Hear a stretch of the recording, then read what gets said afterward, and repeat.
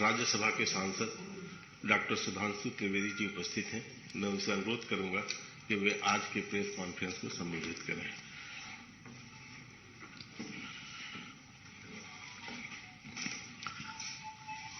मित्रों, आज जब हम आप लोगों के सामने अपने विचार रखने आए हैं तो हमारे मन में वेदना और आक्रोश दोनों है।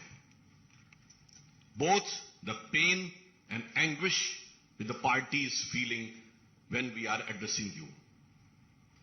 कारण यह है कि भारत में लोकतंत्र, न्याय व्यवस्था के प्रति अपमान और तिरस्कार की सभी सीमाएं विपक्षी दल लांघते जा रहे हैं। आम आदमी पार्टी, जिसका भ्रष्टाचार अब पूर्णतः स्थापित होता जा रहा है, वह जिस निम्नता तक जाती चली जा रही है, वो सिर्फ कष्ट देने वाला नहीं, आक्रोश देने वाला है। आप सभी को मैं यदि ध्यान दिया हो, सीबीआई कोर्ट ने कल आम आदमी पार्टी के दिल्ली के पूर्व उप मुख्यमंत्री मनीष सिसोदिया जी की जब बेल रिजेक्ट की है तो उसने कहा क्या है, मैं आपके सामने उद्धृत कर रहा हूं। I am referring in front of you. Additionally, the court noted that there were serious apprehensions of Sisodia destroying, tampering with evidence or even influencing some prime witness in case if he was released on bail. आगे के बिंदु में कहा है, the evidence collected so far by CBI not only shows applicants' active participation in the above criminal conspiracy but also the prima facie commission of some substantive offences of the PC Act by him. और जो अगली line है वो मूल कारण है जिसके लिए वो सारा स्वांग रच रहे हैं। अगला ऑब्जर्वेशन है, Sisodia and other members of आम आदमी party are accused of manipulating and implementation of the Delhi excise policy to facilitate monopolization and cartelization of the liquor trade in Delhi. मतलब अब यह तथ्यों के साथ सामने आ रहा है कि सिर्फ श्री मनीष सिसोदिया नहीं बल्कि आम आदमी पार्टी के अन्य लोग भी इस प्रकार से भ्रष्टाचार के द्वारा यह शराब नीति को प्रभावित करने के लिए जिम्मेदार थे। अब जो अपने को कट्टर ईमानदार कहते थे वो अब भ्रष्टतम भ्रष्ट सिद्ध होते जा रहे हैं। इसलिए कोई ना कोई तो स्वांग रचना ही है। इसलिए यह विषय जिसको लेकर एक बार फिर उनको गुजरात में कोर्ट से फटकार लगी है, जो कि उनकी प्रवृत्ति के अनुरूप भी है। ये ऐसे व्यक्ति हैं जो एक नहीं अनेक बार कोर्ट के द्वारा डांट फटकार पा चुके हैं, माफी मांग चुके हैं। इसलिए विषय प्रधानमंत्री जी की डिग्री का नहीं था, विषय तो इनके भ्रष्टाचार का था। ये उसके ओट में उसे छुपाना चाहते थे और इसीलिए ये इस प्रकार का स्वांग रचना कि जो चीज पब्लिक डोमेन में है, जो चीज यूनिवर्सिटी की वेबसाइट पे है, उसे मांगने के लिए कोर्ट में जाना, तो ये सिर्फ कोर्ट का समय बर्बाद करना ही नहीं। मैं कोर्ट का ऑब्जर्वेशन आपके सामने पुनः उसका मेंशन कर रहा हूं। Further, despite the degree in question being put on the website of the petitioner university for all to see, despite this fact being made expressively clear with precision in the pleading before the court and despite the respondent never disputing the degree in question either during the pendency of these proceedings or even during the final hearing, यानी जब यह प्रक्रिया न्यायालय में चल रही थी, ना आपने कभी उस विषय का संज्ञान लिया, ना कोई आपत्ति दर्ज की और ना अंतिम निर्णय के समय किसी प्रकार की आपत्ति दर्ज की। And the respondent number 2 has persisted with the matter. This is one more reason to impose cost on the petition. इसका मतलब यह हो गया कि आपने सिर्फ और सिर्फ अदालत का वक्त जाया करने के लिए संवैधानिक उपकरणों को दुरुपयोग करने की दृष्टि से आपने काम किया। मुझे ऐसा प्रतीत होता है कि आम आदमी पार्टी वो पार्टी है जिसने अद्भुत पॉलिसी दी थी। एक बोतल के बदले एक बोतल फ्री। एक नॉर्मल कहावत में प्रयोग होता है ना कि फ्री की रेवड़ी, पर यहां सबसे ज्यादा फ्री की रेवड़ी बेवड़ों को मिली थी। एक पौवे के बदले एक पौवा फ्री। और जब ज्यादा पी लेता है आदमी तो मानसिक संतुलन खो जाता है। मुझे ऐसा लगता है श्री अरविंद केजरीवाल जी के साथ ऐसा ही कुछ हो गया है। वो पूरी तरीके से विक्षिप्त हो गए हैं और पता नहीं क्या क्या उल्टा सीधा बोलते भी चले जा रहे हैं, निम्नता पे भी आ रहे हैं और कोर्ट से भी फटकार पा रहे हैं। मगर दो चीजें बहुत साफ होती जा रही हैं। जिस ढंग की उन्होंने भाषा का प्रयोग किया है वो भारत की राजनीति में भाषा, शैली, भाव, भंगिमा, मैं तीनों चीजों की बात कर रहा हूं। वन होता है the words, the letters, the expression and your body language. ये जिस प्रकार की उन्होंने प्रयोग की है ये निम्नतम स्तर की है। यानी मैं कह सकता हूं कि वो नैतिक दृष्टि से भ्रष्टतम और राजनैतिक दृष्टि से निम्नतम स्तर के ऊपर आ गए हैं। मगर ऐसा नहीं है। पढ़ाई लिखाई की बात कर रहे हैं पर ये बहुत चतुर और सयाने हैं। ये बात इसलिए मैं कह सकता हूं ये पढ़े हैं पर लिखे नहीं है। मतलब आप समझ रहे हैं, किसी फाइल पे साइन नहीं करते, लिखते कुछ नहीं, कोई भी भाग नहीं रखते। सत्येन जैन से साइन करवाएंगे, मनीष सिसोदिया साइन करेंगे, लिखेंगे नहीं, सिर्फ पढ़ेंगे। ये होती है चतुरता कि भ्रष्टाचार भी करवाएंगे, लिखेंगे नहीं, लिखवाएंगे दूसरे से ताकि निपटेगा दूसरा।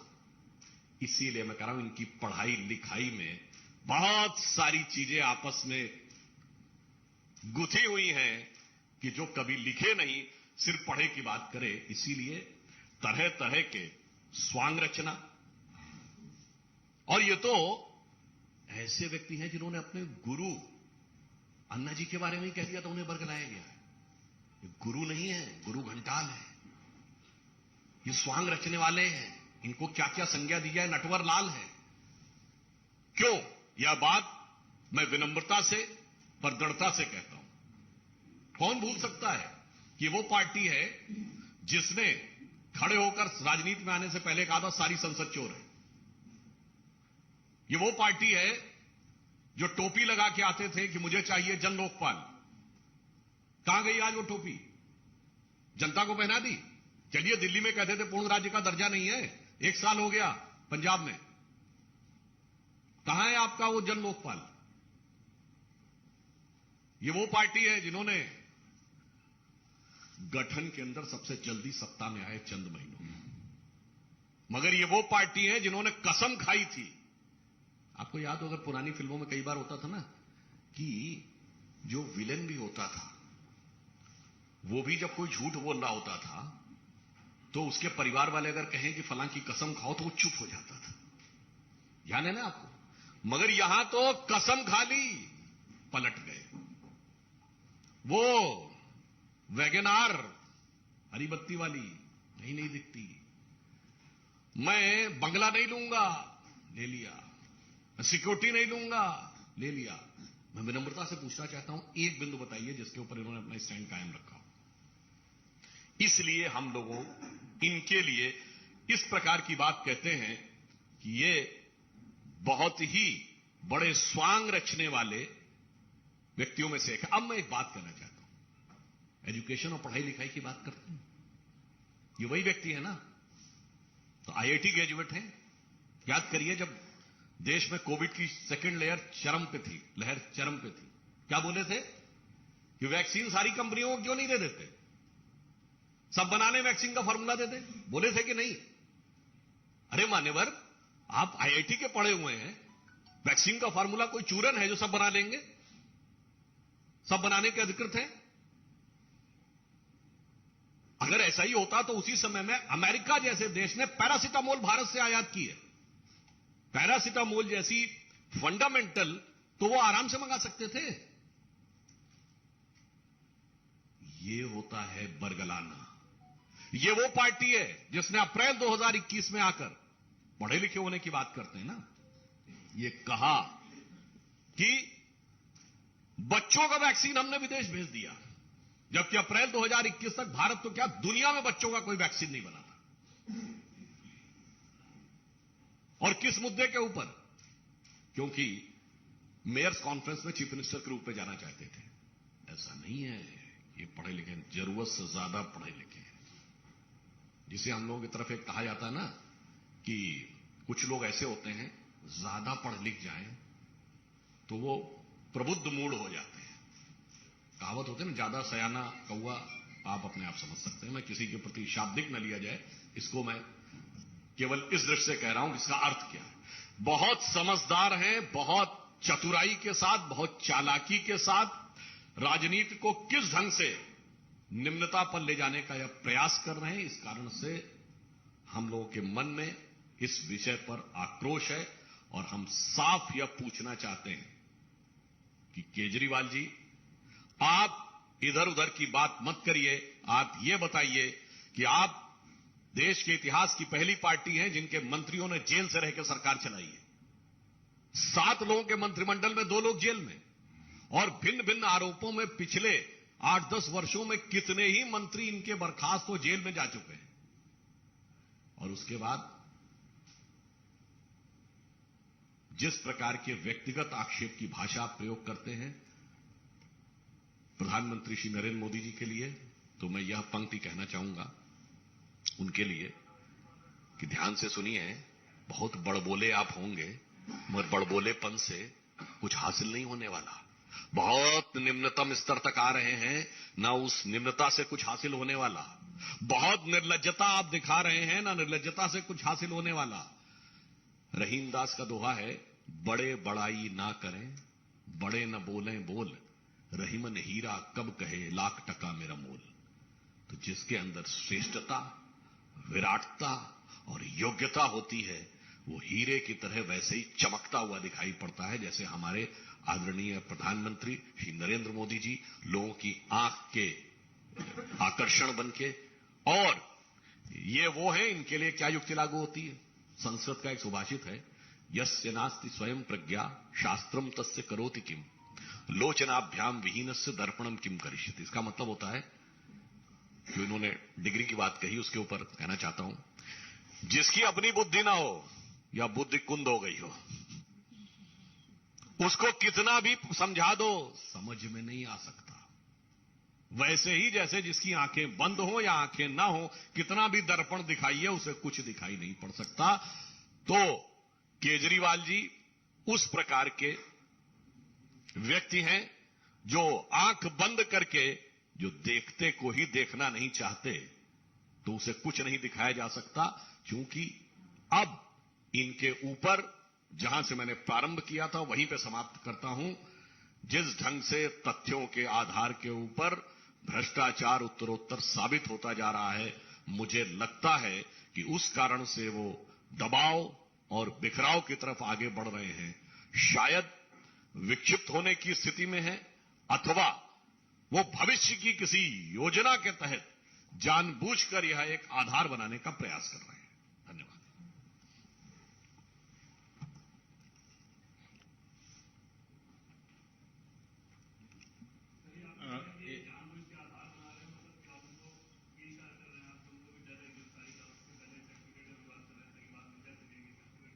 कई संभावनाएं हो सकती हैं, क्योंकि जिस प्रकार से जांच में उत्तरोत्तर चीजें सामने आ रही हैं, तो हो सकता है कि भाई जिसने किया होता है कुछ, तो उसे तो पता होता ना कि मैंने क्या किया है। जैसे जब परीक्षा का समय चूंकि चल रहा है, इसलिए याद दिलाना चाहता हूं कि जब फ्लाइंग स्क्वाड आता है सचल दस्ता निरीक्षण करने, तो जिस बच्चे ने अपने पास पर्ची रखी हुई होती है, उसे पता होता है, तो कई बार वो पहले से भी विलाप करना या प्रलाप करना शुरू कर सकता है, क्योंकि उसे पता होता है कि जब मेरी बारी आएगी तो मेरे पास से वो पर्ची बरामद हो जाएगी।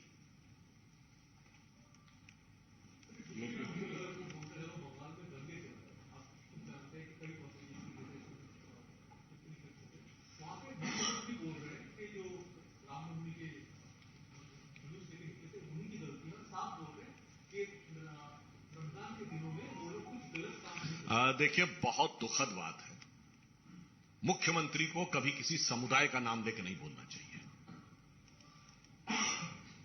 अगर बंगाल की मुख्यमंत्री ये बोलती हैं कि यदि किसी मुस्लिम के घर के ऊपर पथराव हुआ तो मैं बर्दाश्त नहीं करूंगी, क्यों बोलना ये? और क्या ये प्रिजम्पशन है या ये पहले ही एक समुदाय को यानी हिंदू समुदाय को लांछित करने का प्रयास है? इसलिए मुख्यमंत्री को या तो कुछ नहीं बोलना चाहिए, एक समुदाय कहना चाहिए हम हिंसा बर्दाश्त नहीं करेंगे। आप एक समुदाय का नाम लेके कहेंगे दूसरे समुदाय के बारे में तो इसका मतलब आप प्रोवोक कर रहे हैं। और ये बंगाल में आज से नहीं हो रहा, बहुत लंबे समय से हो रहा। और ममता बनर्जी जी के सुलभ संज्ञान के लिए डाल देना चाहता हूं, आप बंगाल का इतिहास नहीं पढ़ी। जिस दिन डायरेक्ट एक्शन डे हुआ था 16 अगस्त 1946, 17वां रोजा था, सबसे ज्यादा कलकत्ता में हुआ था, रमजान के पाक महीने में हुआ था। याद करिए अभी 2015-16 में क्या होता था।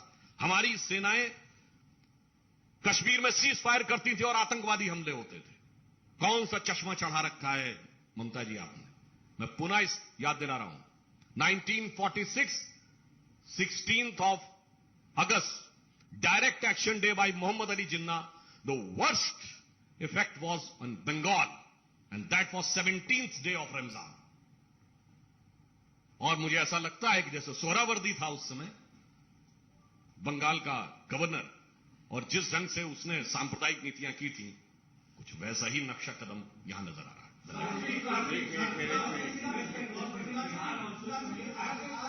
आज बिहार में अमित शाह जी का दौरा है, सासाराम भी जाना था, लेकिन वहां पर हिंसा की वजह से, रामनवमी की हिंसा की वजह से वो नहीं जा पाए। बीजेपी नेताओं का आरोप है कि वो जानबूझकर कराया गया क्योंकि उनके आज सासाराम में दौरा। देखिए, जिस ढंग की दुखद घटनाएं हो रही हैं तो कहीं ना कहीं इनमें बहुत सारा संदेह की संभावना है।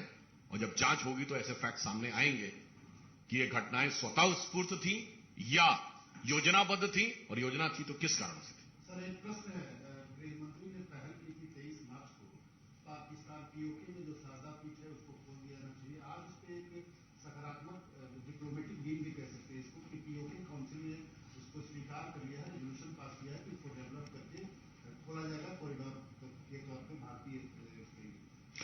ये बहुत सकारात्मक संदेश है और ये इसलिए अधिक सकारात्मक है क्योंकि विगत 9 वर्षों से हमने एक बार भी पाकिस्तान के साथ ऑफिशियल बायलैटरल डायलॉग नहीं किया है।